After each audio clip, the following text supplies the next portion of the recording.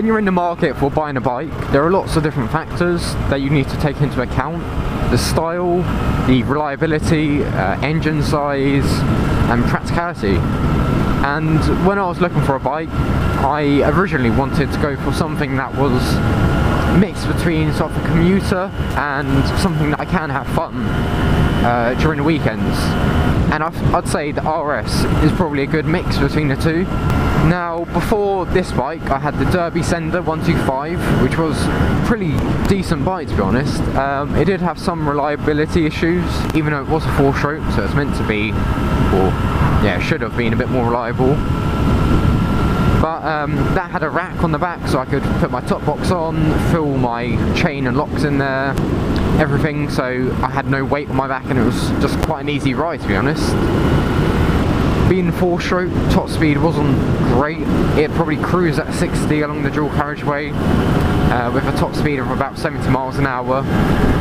But depending on what sort of riding you're doing, that's more than enough. So that gets onto the topic of, is the Aprilia RS 125 a good commuter? And to sum it up, I would say for me it is. It's not perfect, but it's almost there. Now, my route to college is about 10 miles each way, so 20 miles a day, 100 miles a week. Yeah, it's a fair few miles to put on a 2-stroke, but it gets the job done. It's a mix of sort of country roads, towns, and dual carriageway, so you need, you know, the best of both worlds, to be honest. As it's a sport bike, there isn't a rack, there's no, well, very little internal storage, and even that's a bit awkward to access, and no one's really going to be using it unless it's for like tools or something. So when I go to college, I like to take my chains, my lock, my rain cover, and then I'd obviously like somewhere to put my helmet. And I've got a tail bag, but when I put it on the tail, it actually just fell off and went straight into my wheel, and luckily it didn't get caught. That's why my L plate's a bit chewed up. It's just sort of being pushed in. 2-strokes are renowned for being pretty unreliable, awful fuel consumption, but once again, it all depends on how you ride. For me, I've managed to get 44 miles per gallon, which is pretty decent, I think. Like, average cars average about that, but that was riding, you know, fairly slow. Don't really go above 7,000 revs, stay out of the power band, that sort of stuff. But the cost of 2-strokes are a bit more, as you do need oil, and that's just another factor you need to account for. Depending on your gearing, the bike will sit comfortably at 60 miles an hour below the power band, so fuel consumption is fairly good. Whereas on my 4-stroke Derby Sender, I'd be revving it pretty high to actually keep it at that speed.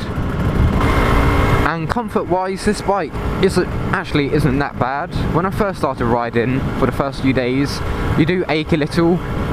It's quite a lot of weight you put down onto your wrists and your back to support yourself, so it can be a little hard to adjust, but once you're used to it, it's fine. I'm honestly not too sure what the tank size is. It's fairly large. If you went from empty, I'd say you probably could get about 15 pounds worth, maybe a bit more. We'll just quickly turn it on to reserve just to be safe. I've sort of calculated it to give you about 20 to 30 miles, so that is more than enough to get to a petrol station.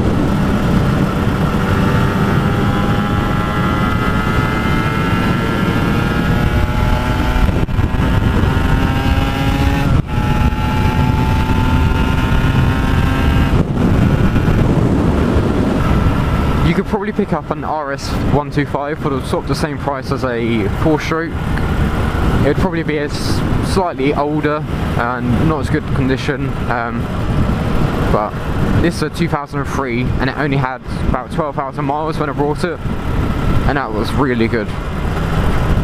I've ridden probably about 2,000 miles or kilometers, whatever it is, so it is decent.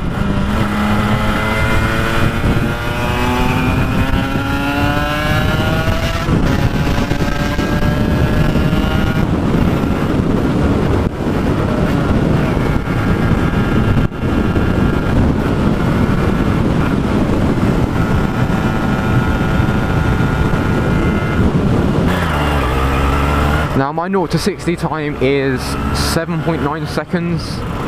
That was with a slightly higher gearing for more top end.